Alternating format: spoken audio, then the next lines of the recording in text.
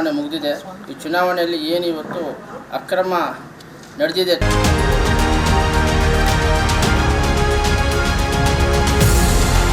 ಆ ಸಂದರ್ಭದಲ್ಲಿ ಹಾಜರಿದ್ದಂಥ ಪೊಲೀಸ್ ಸಿಬ್ಬಂದಿ ಅವರಿಗೆ ಕುಮ್ಮಕ್ಕು ನೀಡಿ ಈ ಒಂದು ಭಕ್ತರಳ್ಳಿ ಗ್ರಾಮ ಪಂಚಾಯತಿ ಅಕ್ರಮ ನಡೆಯಲಿಕ್ಕೆ ಸಹಕಾರ ಕೊಟ್ಟಿದ್ದಾರೆ.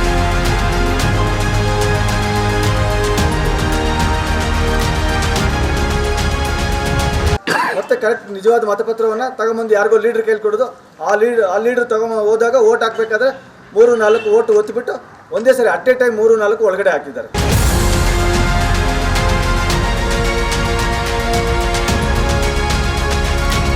(983) ಚಲಾವಣೆ ಆಗಿದೆ ಅಂತೇಳಿ ಇಲ್ಲಿ ಅಧಿಕಾರಿಗಳು ನಮ್ಗೆ ಕೊಟ್ಟಿದ್ದಾರೆ. ಅಲ್ಲಿ ಎಣಿಕೆ ಮಾಡಿದಾಗ 980 ಇದೆ. 3 ಮತಪತ್ರಗಳು ಮಿಸ್ ಆಗಿದ್ದಾವೆ. ಇದಕ್ಕೆ ಹೊಣೆ ಯಾರು?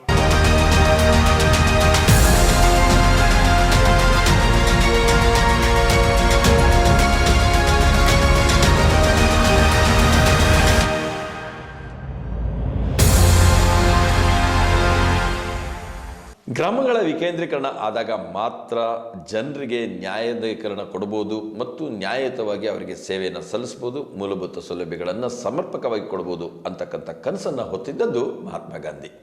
ಇದಕ್ಕಾಗಿ ಚುನಾವಣೆಗಳನ್ನು ಅಚ್ಚುಕಟ್ಟಾಗಿ ನಿರ್ವಹಿಸಿ ಮತದಾರರ ಒಲವು ಯಾವ ಕಡೆಗಿದೆ, ಯಾರನ್ನ ನಾಯಕರನ್ನಾಗಿ ಆಯ್ಕೆ ಮಾಡಿದರೆ ನಮ್ಮ ಕ್ಷೇತ್ರ ಅಭಿವೃದ್ಧಿ ಆಗುತ್ತೆ ಅನ್ನೋದ್ರ ನಿಟ್ಟಿನಲ್ಲಿ ಬಹಳಷ್ಟು ಸೂಕ್ತ ವ್ಯವಸ್ಥೆಗಳನ್ನೇ ಅಂದಿನಿಂದ ಇಂದಿನವರೆಗೂ ಕಾಪಾಡ್ಕೊಂಡು ಬರಲಾಗಿತ್ತು. ಆದರೆ ಇವತ್ತು ಶಿಡ್ಲಘಟ್ಟ ಗ್ರಾಮ ಪಂಚಾಯಿತಿ ಚುನಾವಣೆಯಲ್ಲಿ ಒಂದು ಕೂಗು ಎದ್ದಿದೆ. ಅದು ಅಕ್ರಮದ ಕೂಗು.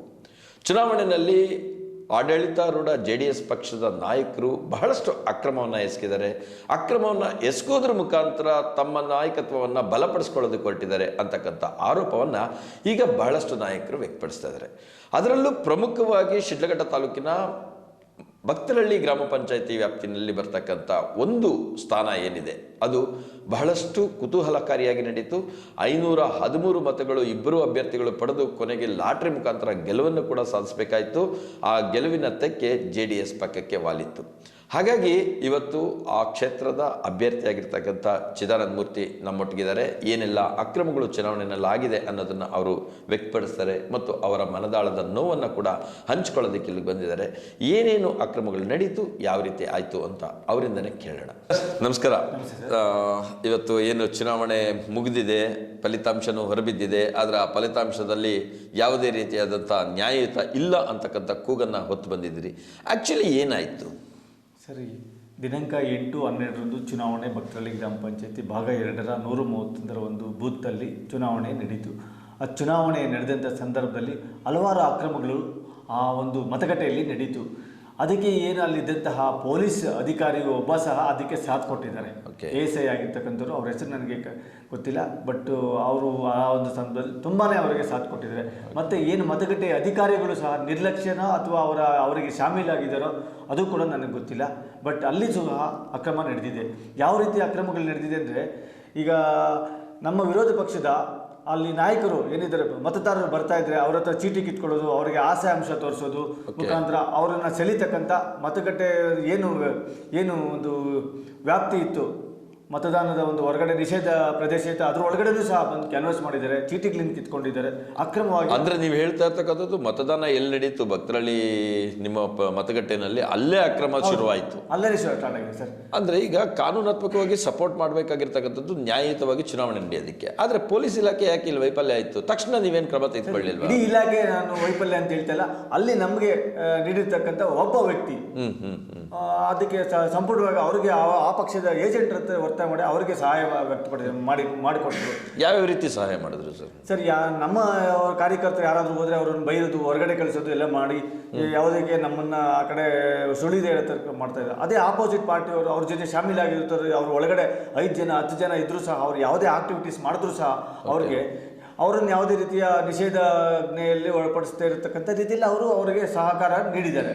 ಮತ್ತೆ ಏನು ಚುನಾವಣೆ ಒಳಗಡೆ ನಡೀತಕ್ಕಂಥ ಪ್ರಕ್ರಿಯೆಯಲ್ಲಿ ಬ್ಯಾಲೆಟ್ ಪೇಪರ್ಸ್ ಹೊರಗಡೆ ಬಂದಿದೆ. ಏನಪ್ಪಾ ಅಂತೇಳಿ ಯಾವ ರೀತಿ ಹೊರಗಡೆ ಬಂದ್ರೆ ಮೂಲ ಪ್ರತಿನೇ ಹೊರಗಡೆ ಬಂದಿದೆ. ಒರಿಜಿನಲ್ ಚುನಾವಣೆಗೆ ಮತಗಟ್ಟೆನಲ್ಲಿ ಮತ ಏನಾಗ್ತೀವಿ ಅದೇ ಪ್ರತಿ ಹೊರಗಡೆ ಬಂದಿದೆ. ಖಂಡಿತ ಹೊರಗಡೆ ಬಂತು. ಯಾವ ರೀತಿ ಬಂತಂದ್ರೆ, ಯಾವುದೋ ಒಂದು ಡೂಪ್ಲಿಕೇಟ್ ಬ್ಯಾಲೆಟ್ ಪೇಪರನ್ನು ರೆಡಿ ಮಾಡ್ಕೊಂಡಿದ್ರು. ಆ ಹೋಗ್ತಕ್ಕಂಥ ವ್ಯಕ್ತಿಗೆ ಆಸೆ ಅಂಶ ತೋರಿಸಿ ಮುಗ್ಧ ಮತದಾರರನ್ನ ಇವತ್ತು ಯಾಮಾರಿಸಿ ಅವ್ರ ಕಡೆ ಒಂದು ಆಸೆ ಅಂಶ ಏನು 4-5 ಸಾವಿರ ಒಂದು ಬ್ಯಾಲೆಟ್ ಪೇಪರ್ ಹೊರಗಡೆ ತಂದು ಕೊಟ್ರೆ ನಿನಗೆ 4 ಅಥವಾ 5 ಸಾವಿರ ದುಡ್ಡು ಕೊಡ್ತೀರಿ ಅಂತ ಹೇಳಿ ಮುಗ್ಧ ಮತದಾರರನ್ನು, ಎಲ್ಲ ಮತದಾರರನ್ನೆಲ್ಲ ಕೆಲವು ಮುಗ್ಧ ಮತದಾರರನ್ನ ಅವರು ಸೆಳೆದು ಅವ್ರ ಮುಖಾಂತರ ಆ ಒಂದು ಯಾವುದೋ ಒಂದು ಡೂಪ್ಲಿಕೇಟ್ ಬ್ಯಾಲೆಟ್ ಪೇಪರ್ ಒಳಗಡೆ ಬೂತ್ ಬಾಕ್ಸ್ ಅಲ್ಲಿ ಹಾಕೋದು, ಮತ್ತೆ ನಿಜವಾದ ಒಂದು ಮತಪತ್ರವನ್ನ ತಗೊಂಬಂದು ನಾಯಕರ ಕೈಲಿ ಕೊಡೋದು. ಆ ನಾಯಕರ ಕೈಲಿ ಕೊಟ್ಟರೆ ಖಾಲಿ ಒಂದು ಬ್ಯಾಲೆಟ್ ಪೇಪರ್ ಅನ್ನು ಕೊಟ್ಟರೆ 4ರಿಂದ 5 ಸಾವಿರ ಫಿಕ್ಸ್ ಮಾಡಿದ್ರು. ಒಂದು ಓಟಿಗೆ 4ರಿಂದ 5 ಸಾವಿರ? ಹೌದು ಸರ್, ಖಾಲಿ ಬ್ಯಾಲೆಟ್ ಪೇಪರ್ ತಗೊಂಬಂದು ಕೊಟ್ಟರೆ ಅವ್ರಿಗೆ 4ರಿಂದ 5 ಸಾವಿರ ಫಿಕ್ಸ್ ಮಾಡಿದ್ರು. ಆ ಒಂದು ಆಸೆ ಅಂಶಕ್ಕೆ ಕೆಲವು ಮತದಾರರು ಅವರಿಗೆ ಬ್ಯಾಲೆಟ್ ಪೇಪರ್ ತಗೊಂಡೋಗಿ ಕೊಟ್ಟರು. ಮತ್ತೆ ಆ ಬ್ಯಾಲೆಟ್ ಪೇಪರನ್ನ ಯಾವುದೋ ಒಬ್ಬ ಕೆಲವಾರು ನಾಯಕರುಗಳು ಹೋಗೋದು, ಅದು ಬೂತ್ ಬಾಕ್ಸಲ್ಲಿ ಹೋಗ್ಬಿಟ್ಟು ಅದೇ ಅಟ್ ಎ ಟೈಮು ವೋಟ್ ಮಾಡಿ 4-5 ವೋಟ್ ಮಾಡಿ ಒಟ್ಟಿಗೆ 4 ಅಥವಾ 3-4ನ್ನ ಒಂದೇ ಸಾರಿ ತಗೊಂಡು ಬೂತ್ ಬಾಕ್ಸ್ಗೆ ಹಾಕಿದ್ದಾರೆ. ಅದು ಚುನಾವಣೆಯ ಎಣಿಕೆ ಸಂದರ್ಭದಲ್ಲಿ ಕಣ್ಣಾರೆ ಪ್ರತ್ಯಕ್ಷವಾಗಿ ನಾನು ಕಂಡಿದ್ದೀನಿ, ಎಲ್ಲ ಏಜೆಂಟ್ಸ್ ಕಂಡಿದ್ದಾರೆ. ಮತ್ತು ಅಲ್ಲಿ ಎಣಿಕೆ ಸಂದರ್ಭದಲ್ಲಿ ಇದ್ದಂಥ ಅಧಿಕಾರಿಗಳಿಗೆ ನಾವು ಅದನ್ನು ವಿರೋಧವನ್ನು ವ್ಯಕ್ತಪಡಿಸಿದ್ವಿ. ಮತ್ತು ತಾಲೂಕು ದಂಡಾಧಿಕಾರಿಗಳಿಗೂ ಸಹ ನಾವು ಅದನ್ನೆಲ್ಲ ತೋರ್ಪಡಿಸಿದ್ವಿ. 18 ಅನಧಿಕೃತ ಮತಪತ್ರಗಳು, ಡೂಪ್ಲಿಕೇಟ್ ಬ್ಯಾಲೆಟ್ ಪೇಪರ್ಸ್ ಇತ್ತು, ಅದನ್ನೆಲ್ಲ ಸೀಸ್ ಮಾಡಬೇಕಂತೇಳಿ ನಾವು ಅಧಿಕಾರಿಗಳು ಅದೇ ಸಂದರ್ಭದಲ್ಲಿ ಸಹ ನಾನು ಪ್ರೊಟೆಸ್ಟ್ ಮಾಡಿದ್ದೀನಿ, ಅದಕ್ಕೆಲ್ಲ ಮನವಿಯನ್ನು ಸಲ್ಲಿಸಿದ್ದೀನಿ. ಆದರೂ ಸಹ ಮತ ಎಣಿಕೆ ಕಾರ್ಯ ಮುಂದುವರಿಸಿದ್ರು. ಅಲ್ಲಿ ನಡೆದಂತಹ ಒಂದು ನಮ್ಮ ಗ್ರಾಮ ಆ ಒಂದು ಬೂತ್ನಲ್ಲಿ ನಡೆದಂಥ ಒಟ್ಟು ಮತದಾರರ ಸಂಖ್ಯೆ 983. ಚುನಾವಣೆ ಒಂದು ಎಣಿಕೆ ಸಂದರ್ಭದಲ್ಲಿ ಮತ ಟ್ಯಾಲಿ ಮಾಡಿದಾಗ 3 ಬ್ಯಾಲೆಟ್ ಪೇಪರ್ ಕಡಿಮೆ ಬಂದಿದೆ. ಈ ಅಕ್ರಮಕ್ಕೆ ಯಾರು ಕಾರಣರು, ಎಲ್ಲೋಯ್ತು 3 ಮತಪತ್ರ ಅಂತ ನನ್ನ ಮೊದಲೇ ಒಂದು ಪ್ರಶ್ನೆ. ಸರಿ, ಇಷ್ಟೆಲ್ಲ ಅವಘಡ ನಡೀತಾ ಇದ್ರೆ ನೀವು ಒಬ್ಬ ಕ್ಯಾಂಡಿಡೇಟು ಮತ್ತು ನಿಮ್ಮ ಬೆಂಬಲಿಗರು ಇರ್ತಾರೆ, ಯಾಕೆ ಅಲ್ಲೇ ಕ್ರಮ ತೆಗೆದುಕೊಳ್ಳಿಲ್ಲ ನೀವು? ಸರ್, ನಾವು ವಿರೋಧ ವ್ಯಕ್ತಪಡಿಸಿದ್ದೀವಿ. ಅದೇ ಸಂದರ್ಭದಲ್ಲಿ ಅಲ್ಲಿ CC ಕ್ಯಾಮ್ರಾ ಇರಲಿಲ್ಲ, ಬಟ್ ವಿಡಿಯೋ ಇಟ್ಕೊಂಡಿದ್ರು, ಅದನ್ನೆಲ್ಲ ಕವರ್ ಮಾಡಿದ್ದಾರೆ. ನಾವು ವಿರೋಧ ವ್ಯಕ್ತಪಡಿಸಿದ್ದೀವಿ. ನಾವು ವಿರೋಧ ವ್ಯಕ್ತಪಡಿಸದೆ ಯಾವುದೇ ರೀತಿ ಎಣಿಕೆಗೆ ಸಹಕಾರ ನೀಡಿಲ್ಲ. ಅಲ್ಲಿ ನಡೀತಕ್ಕಂಥ ಎಲ್ಲ ನ್ಯೂನತೆಗಳನ್ನು ತಾಲೂಕಿನ ದಂಡಾಧಿಕಾರಿಗಳ ಮುಂದೆ ನಮ್ಮ ಒಂದು ಅಹವಾಲನ್ನ ನಾವು ಸಲ್ಲಿಸಿದ್ದೇವೆ. ಏನಂತಾರೆ ತಹಸೀಲ್ದಾರರು ಅದಕ್ಕೆ ಯಾವುದೇ ರೀತಿಯ ಪ್ರಕ್ರಿಯೆ ಕೊಡದೆ, ಆಯ್ತು ಅದಕ್ಕೆ ನೀವು ದೂರು ಕೊಡಿ, ನಾವು FIR ಮಾಡ್ತೀವಿ, ಯಾವ ರೀತಿ ಹೊರಗಡೆ ಹೋಗಿದೆ ನಾವು ತನಿಖೆ ಮಾಡ್ತೀವಿ, ನೀವು ದೂರು ಕೊಡಿ, ಯಾರು ಮಾಡಿದ್ದಾರೆ ಅಂತ ನಮ್ಮನ್ನು ಪ್ರಶ್ನೆ ಮಾಡಿ ಕೇಳ್ತಾರೆ. ಏನಕ್ಕೆ ಈ ಒಂದು ಪ್ರಜಾಪ್ರಭುತ್ವದಲ್ಲಿ ಮತದಾನ ಒಂದು ಪ್ರಜೆಗೆ ಇರ್ತಕ್ಕಂಥ ಒಂದು ಪ್ರಜಾಪ್ರತಿನಿಧಿಯಾಗಿ ಒಬ್ಬ ಪ್ರಜೆಗೆ ಮತದಾನದ ಒಂದು ಹಕ್ಕು ಒಂದು ಮಾತ್ರ. ಬಟ್ ನಾವು ಅಲ್ಲಿ ಕಂಡಂತ ಒಂದು ಏನಂದ್ರೆ ಪ್ರಕ್ರಿಯೆಯಲ್ಲಿ, ಮತದಾನ ಪ್ರಕ್ರಿಯೆಯಲ್ಲಿ 3-4 ಬ್ಯಾಲೆಟ್ ಪೇಪರ್ ಮಡಚಿ ಒಳಗಡೆ ಹಾಕಿದ್ದಾರೆ. ಯಾವ ಒಬ್ಬ ವ್ಯಕ್ತಿಗೆ 1 ಮತಪತ್ರ ಕೊಟ್ಟಾಗ 3-4 ಯಾವ ರೀತಿ ಒಳಗಡೆ ಆಗ್ತಾನೆ? ಅಲ್ಲಿಗೆ ಪೊಲೀಸ್ ASI ಆಗಿರ್ಬೋದು, ಚುನಾವಣಾ ಸಿಬ್ಬಂದಿ ಆಗಿರ್ಬೋದು, ಇವರೆಲ್ಲ ಕೊಟ್ಟಿದ್ದಾರೆ, ಖಂಡಿತ ಕೊಟ್ಟಿದ್ದಾರೆ ಸರ್. ಎಲ್ಲ ಮಾರ್ಕೊಂಡ್ಬಿಟ್ಟಿದಾರ? ಹೌದು ಸರ್, ಅಲ್ಲ, ಈಗ ಯಾಕೆಂದ್ರೆ ಪ್ರಜೆಗಳಿಗೋಸ್ಕರ, ಪ್ರಜೆಗಳಿಗಾಗಿ, ಪ್ರಜೆಗಳೇ ನಡೆಸ್ತಕ್ಕಂಥ ಚುನಾವಣೆ ಇದೆ. ಹೌದು, ಅಂತ ಚುನಾವಣೆನಲ್ಲೇ ಅಕ್ರಮಗಳು ನಡೆದ್ರೆ ಇನ್ನೇನಕ್ಕೆ ಚುನಾವಣೆ ಮಾಡಬೇಕು?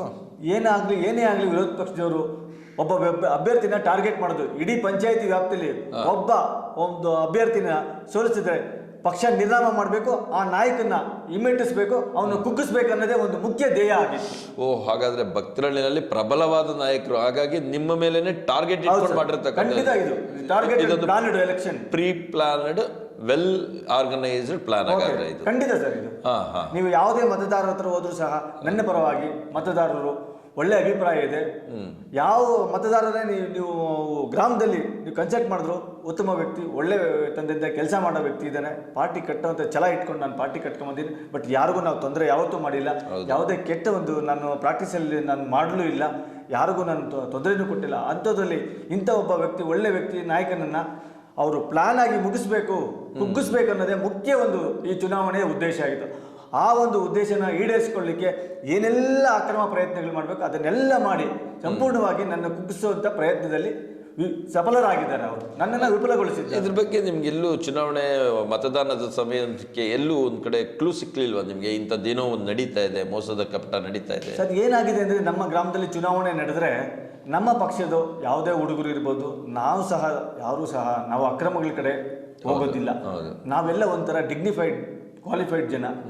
ನಾವು ಹೋದ್ರೆ ಆ ಸಂದರ್ಭದಲ್ಲಿ ಏನಾದರೂ ಕೇಳಿದ್ರೆ ನಮ್ಮ ಮೇಲೆ ಹಲ್ಲೆಗೆ ಪ್ರಯತ್ನ ಮಾಡ್ತಾರೆ. ಹಿಂದೆ ಎಲ್ಲ ಹಲ್ಲೆಗಳು ಆಗಿದೆ. ಸೂಕ್ಷ್ಮ ಮತಗಟ್ಟೆ ಅಂತ ಒಂದು ಭಕ್ತರಲ್ಲಿ ಸೂಕ್ಷ್ಮ ಮತಗಟ್ಟೆ ಅಂತ ಅದು ಅಧಿಕೃತವಾಗಿ ಇರ್ತಕ್ಕಂಥ ಒಂದು ಬೂತ್. ಇತ್ತೀಚೆಗೆ ಏನಾಗಿದೆ ಅಂದ್ರೆ ನಾವೆಲ್ಲ ಸಾಫ್ಟ್ ಕಾರ್ನರ್ ಬಂದ್ಬಿಟ್ಟಿದ್ದೀವಿ. ಈ ಒಂದು ಸಾಫ್ಟ್ ಕಾರ್ನರ್ ಅನ್ನ ಉಪಯೋಗಿಸ್ಕೊಂಡು ಅವರು ದೌರ್ಜನ್ಯವಾಗಿ ಚುನಾವಣೆ ಮಾಡ್ತಾರೆ. ಅಲ್ಲ, ನಾವು ಅಲ್ಲಿ ಚುನಾವಣೆ ಸಂದರ್ಭದಲ್ಲಿ ನಮ್ಮ ಪೊಲೀಸರು ಇದ್ರೆ ಅವರನ್ನು ಪ್ರಶ್ನೆ ಮಾಡಿದಾಗ ನಮ್ಮ ಮೇಲೇನೆ ಅವರು ದಬ್ಬಾಳಿಕೆ ಮಾಡಿದ್ದಾರೆ. ಅದೇ ಬೇರೆಯವರು 4-5 ಜನ ಒಳಗಡೆ ಇದ್ರು, ಅವ್ರು ಯಾವುದೇ ರೀತಿ ಮಾಡ್ತಾ ಇದ್ರು, ಅವ್ರಿಗೆಲ್ಲ ಕೋಆಪರೇಟ್ ಮಾಡಿದ್ದಾರೆ. ಆ ಒಬ್ಬ ಇದ್ದಂಥ ಒಬ್ಬ ASI. ಅಂದರೆ ಏನು ರೂಲಿಂಗ್ MLA ಇದ್ದಾರೆ ಅನ್ನೋದು ಒಂದೇ ಅವ್ರಿಗೆ ಅಸ್ತ್ರನ ಸರ್? ಈಗ ನಾವು ಯಾವುದೇ MLA ಅವ್ರನ್ನ ಶಾಸಕರನ್ನ ನಾನು ಬ್ಲೇಮ್ ಮಾಡೋಕ್ಕೆ ರೆಡಿ ಇಲ್ಲ. ಏನಪ್ಪ ಆ ಚುನಾವಣೆ ಟಾರ್ಗೆಟ್? ಚಿದಾನಂದ ಮೂರ್ತಿ ಒಬ್ಬ ಮುಖ್ಯ ನಾಯಕ, ಆ ನಾಯಕನನ್ನು ಸೋಲಿಸ್ಬೇಕಂತ ಟಾರ್ಗೆಟ್ ಮಾಡಿದ್ರು. ಯಾರು ಮಾಡಿದ್ರು ಅದು ಇಡೀ ನಮ್ಮ ಗ್ರಾಮಕ್ಕೆ ಗೊತ್ತಿದೆ. ಆ ಟಾರ್ಗೆಟ್ ಅಲ್ಲಿ ನನ್ನನ್ನು ಬಲಿ ಪಡಿಬೇಕು, ಇವನ್ನ ಹಿಮ್ಮೆಟ್ಟಿಸ್ಬೇಕನ್ನೋ ಒಂದೇ ಉದ್ದೇಶದಿಂದ ಏನೆಲ್ಲ ಅಕ್ರಮಗಳು ಮಾಡಲಿಕ್ಕೆ ಸಾಧ್ಯ ಇದೆ ಅದನ್ನೆಲ್ಲ ಮಾಡಿ ನನ್ನ ಸೋಲಿಸೋಕ್ಕೆ ಪ್ರಯತ್ನ ಮಾಡಿದರೆ.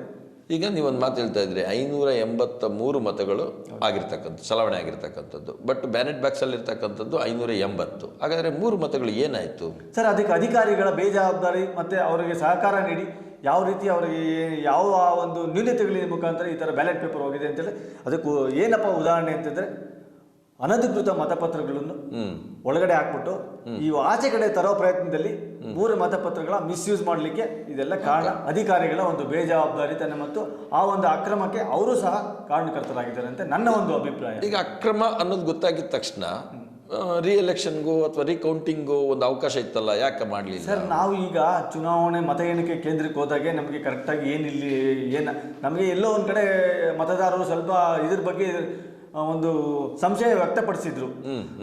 ಆ ಸಂಶಯ ವ್ಯಕ್ತಪಡಿಸಿದ್ರಿಂದ ನಾವು ಮತ ಎಣಿಕೆ ಕೇಂದ್ರದಲ್ಲಿ ಹೋದಾಗ ಅತಿ ಸೂಕ್ಷ್ಮವಾಗಿ ಗಮನಿಸ್ತಾ ಬಂದ್ವಿ. ಪ್ರತಿಯೊಂದು ಇದನ್ನು ನಾನು ಗಮನಿಸ್ತಾ ಬಂದಾಗ ಈ ಒಂದು ಅನಧಿಕೃತ ಡೂಪ್ಲಿಕೇಟ್ ಬ್ಯಾಲೆಟ್ ಪೇಪರ್ಸ್ ಇರ್ಬೋದು, 3-4 ಮಡಚಿ ಒಬ್ಬ ವ್ಯಕ್ತಿಗೆ ಒಂದು ಮತಪತ್ರ ಕೊಟ್ಟಿರ್ತಾರೆ. ಇವರು ಮತದಾನ ಮಾಡಕ್ ಹೋದಾಗ 3-4 ಮಡಚಿ ಅದರಲ್ಲಿ ಒಳಗಡೆ ಹಾಕಿರೋದು ನಮಗೆ ಪ್ರತ್ಯಕ್ಷವಾಗಿ ಕಂಡು ಬಂದಿದೆ. ನಾವು ಅದನ್ನು ಸಹ ಅಧಿಕಾರಿಗಳಿಗೆ 3-4 ಒಟ್ಟಿಗೆ ಹಾಕೋದಕ್ಕೆ ಅವಕಾಶನೇ ಇಲ್ಲ, ಯಾಕಂದ್ರೆ ಒಬ್ಬೊಬ್ಬ ಮತದಾರ ಒಂದೊಂದೇ ಮತ ಹಾಕ್ಬೇಕು. ಖಂಡಿತ 3-4 ಒಟ್ಟಿಗೆ ಇದ್ದಾಗ ನೀವ್ ಯಾಕೆ ಅಬ್ಜೆಕ್ಷನ್ ಮಾಡಿದ್ದೀನಿ ಸರ್? ನಾನು ಮಾಡಿದ್ದೀನಿ. ಅದನ್ನ ರೈಟಿಂಗ್ ಅಲ್ಲಿ ತಗೊಂಡಿಲ್ಲ. ನಾವು ಅದೇ ಸಂದರ್ಭದಲ್ಲಿ ತಹಸೀಲ್ದಾರ್ಗೆ ನಾವು ನನ್ನ ಕನ್ಕ್ಲೂಷನ್ ಮಾಡಿದ್ದೀನಿ. ಮತ್ತೆ ಏನು ಮತ ಎಣಿಕೆ ಮಾಡ್ತಕ್ಕಂಥ ಅಧಿಕಾರಿಗಳಿಗೂ ಸಹ ನಾನು ಅದರ ಬಗ್ಗೆ ತಹಸೀಲ್ದಾರೇ ಚುನಾವಣಾಧಿಕಾರಿ, ಹಾಗಾಗಿ ನೀವು ಅವ್ರ ಗಮನಕ್ಕೆ ತಂದಿದ ತಕ್ಷಣ ಅವ್ರು ಕ್ರಮ ತೆಗೆದುಕೋಬೇಕಾಗಿತ್ತಲ್ಲ. ಯಾವುದೂ ಕ್ರಮನೂ ತೆಗೆದುಕೊಳ್ಳಿಲ್ಲ. ಅವರು ಅದ್ರ ಪಾಡಿಗೆ ಅವರು ಚುನಾವಣೆಯ ಒಂದು ಎಣಿಕೆ ಕಾರ್ಯ ಮಾಡ್ತಾ ಬಂದರು. ಲಾಸ್ಟ್ ಅಲ್ಲಿ ಇದನ್ನ ಏನು ಈಕ್ವಲ್ ಆಗಿ ಬಂದಾಗೂ ಸಹ ಅವರು ಇದಕ್ಕೆ ಅದು ಆದರೂ ಒಂದು ಮತ ಸ್ವಲ್ಪ ಪರಿಗಣನೆ ಮಾಡಬಹುದಾಯಿತು, ಅದನ್ನೂ ಅವರು ಪರಿಗಣಿಸಲಿಲ್ಲ.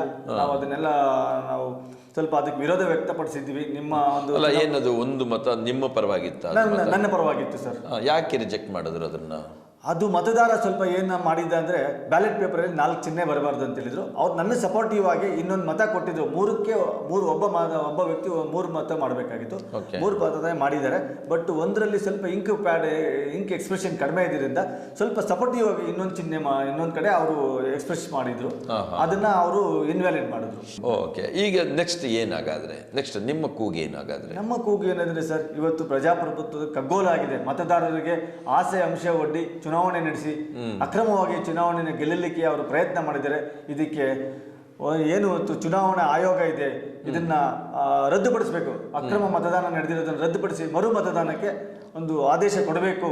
ಇದು ರಾಜ್ಯ ವ್ಯಾಪ್ತಿಯಲ್ಲಿ ಒಂದು ದೊಡ್ಡ ಕೂಗಾಗಬೇಕು. ಇದು ಹೌದು. ಮುಂದೆ ಎಲ್ಲೂ ಈ ರೀತಿ ಚುನಾವಣೆ ನಡೀಬಾರ್ದು. ಅಕ್ರಮ ಚುನಾವಣೆ ಹಿಂದೆ 5 ವರ್ಷದ ಹಿಂದ್ಗಡೆ ನಮ್ಮ ಗ್ರಾಮಕ್ಕೆ ಎಲೆಕ್ಟ್ರಾನಿಕ್ ಮತದಾನ ಕೊಟ್ಟಿದ್ರು. ಖಂಡಿತ 100% ಚೆನ್ನಾಗಿ ನಡೆದಿತ್ತು. ಈ ಸಾರಿ ಈ ಒಂದು ಏನು ಬ್ಯಾಲೆಟ್ ಪೇಪರ್ಸ್ ಕೊಟ್ಟಿರೋದ್ರಿಂದನೇ ಇಷ್ಟೆಲ್ಲ ಅಕ್ರಮಗಳಾಗಲಿಕ್ಕೆ ಸಾಧ್ಯತೆ ಅಂತ ನನ್ನ ಒಂದು ಅಭಿಪ್ರಾಯನ ವ್ಯಕ್ತಪಡಿಸ್ತಾ ಇದ್ದೀನಿ. ಯಾವ ರೀತಿ ಕಾನೂನು ಹೋರಾಟ ಮಾಡ್ತೀರಿ? ಇವತ್ತು ನಮ್ಗೆ ಆಗಿರೋದು ನ್ಯೂನ್ಯತೆ ಏನಂತ ಹೇಳಿದ್ರೆ, ಇವತ್ತು ಅದೇ ನಮಗೆ ಏನು ಚುನಾವಣೆ ಅಧಿಕಾರಿನ ಅಪಾಯಿಂಟ್ ಮಾಡಿದ್ರಲ್ಲ, ಅವ್ರ ಕಡೆಯಿಂದ ತುಂಬಾ ನ್ಯೂನ್ಯತೆಗಳಾಗಿದೆ. ಈಗ ಅವರಿಗೆ ನಾವು ಒಂದು ಮನವಿನ ಸಲ್ಲಿಸ್ತೀವಿ. ಆಗಿರ್ತಕ್ಕಂಥ ಮತದಾನ ಪ್ರಕ್ರಿಯೆ ಮತ್ತು ಮತ ಎಣಿಕೆಯ ಪ್ರಕ್ರಿಯೆ ಎಲ್ಲ ಒಂದು ಡಾಕ್ಯುಮೆಂಟ್ಸನ್ನು ನಮಗೆ ಕೊಡಬೇಕು. ನಾಳೆಯಿಂದಲೇ ನಾವು ಆ ನಿಟ್ಟಿನಲ್ಲಿ ಪ್ರಯತ್ನ ಮಾಡಿ ಮುಂದಿನ ಕಾನೂನಾತ್ಮಕವಾದಂಥ ಹೋರಾಟಕ್ಕೆ ನಾವು ಸಜ್ಜಾಗಿದ್ದೀವಿ ಸರ್. ಇದಕ್ಕೆಲ್ಲ ಯಾರು ಕಾರಣ? ಇದಕ್ಕೆಲ್ಲ ಯಾರು ಕಾರಣ ಅಂತ ಹೇಳ್ಬೇಕಾದ್ರೆ, ಇದನ್ನು ಚುನಾವಣೆ ಅಧಿಕಾರಿಗಳು ಸರಿಯಾಗಿ ಕ್ರಮ ವಹಿಸದೆ ನಡೆಸಿರ್ತಕ್ಕಂಥ ಅಚಾತುರ್ಯದಿಂದ ಇದೆಲ್ಲ ಆಗಿದೆ. ಈಗ ಪಕ್ಷದವರು ಏನೆಲ್ಲ ಅವ್ರು ಗೆಲ್ಲಲಿಕ್ಕೆ ಪ್ರಯತ್ನ ಮಾಡ್ತಾರೆ, ಅದಕ್ಕೆ ಚುನಾವಣೆ ಅಧಿಕಾರಿಗಳನ್ನು ಏನಕ್ಕೆ ಅಪಾಯಿಂಟ್ ಮಾಡ್ತಾರೆ? ಪಾರದರ್ಶಕವಾಗಿ ಚುನಾವಣೆ ಮಾಡಬೇಕು. ಹೌದು. ಅದೆಲ್ಲ ಮಾಡದೇ ಇದ್ದಾಗ ಇವತ್ತು 18 ಮಿಸ್ ಬ್ಯಾಲೆಟ್ ಪೇಪರ್ ಹೊರಗಡೆಯಿಂದ ಬಂದಿದೆ ಅಂತಂದರೆ ಈ ಬ್ಯಾಲೆಟ್ ಪೇಪರ್ ಹೊರಗಡೆ ಹೋಗಿದೆ ಅಂದರೆ ಅದಕ್ಕೆ ಯಾರು ಕಾರಣ ಅದನ್ನು ಪತ್ತೆ ಮಾಡಲಿ. ಈ ಸುದೀರ್ಘ ರಾಜಕೀಯ ಇತಿಹಾಸದಲ್ಲಿ ನೀವು ನಿಷ್ಠಾವಂತರಾಗಿ ಕಾಂಗ್ರೆಸ್ಗೆ ಇನ್ನು ಸಪೋರ್ಟ್ ಆಗಿ ನಿಂತ್ಕೊಂಡು ಕಾಂಗ್ರೆಸ್ ಪರವಾಗಿ ಕಟ್ಕೊಂಡು ಬಂದಿದ್ದೀರಿ. ಬಟ್ ಇವತ್ತು ನಿಮ್ಗೆ ಅನ್ಯಾಯ ಆಗಿದೆ. ಇದಕ್ಕೆ ನಿಮಗೆ ಸಪೋರ್ಟ್ ನಿಮ್ಮ ನಾಯಕರು ಯಾವ ರೀತಿ ಬರ್ತಾ ಇದ್ದಾರೆ ಸರ್? ಈಗ ನಾಯಕರು ನನಗೆ ಸಪೋರ್ಟ್ ಬರ್ತಾ ಇದ್ದಾರೆ. ಬರ್ದೇ ನನ್ನೊಬ್ಬನೇನು ಪಕ್ಷ ಕಟ್ಟಕ್ಕಾಗಲ್ಲ. ಕಾರ್ಯಕರ್ತರು ನನಗೆ ಇಲ್ಲ ನಾನು ಪಕ್ಷ ಕಟ್ಟೋ ವಿಚಾರ ಮಾತಾಡ್ತಲ್ಲ. ಇವತ್ತು ನೀವು ಚುನಾವಣೆಗೆ ಸ್ಪರ್ಧಿಸಿದ್ದೀರಿ, ಸೋತಿದ್ದೀರಿ, ಒಂದೇ ಒಂದು ಮತದಲ್ಲಿ. ಅಲ್ಲ ಸರ್, ಅದಕ್ಕೆ ಮುಂಚೆ ನಾನು ಹೇಳ್ತೀನಿ, ಇದಕ್ಕೆ ಹಿಂದಿನ ಒಂದು ಚುನಾವಣೆಯಲ್ಲಿ ನಾನು 205 ಓಟಲ್ಲಿ ನಾನು ಗೆದ್ದಿದ್ದೀರಿ. ಹೌದು.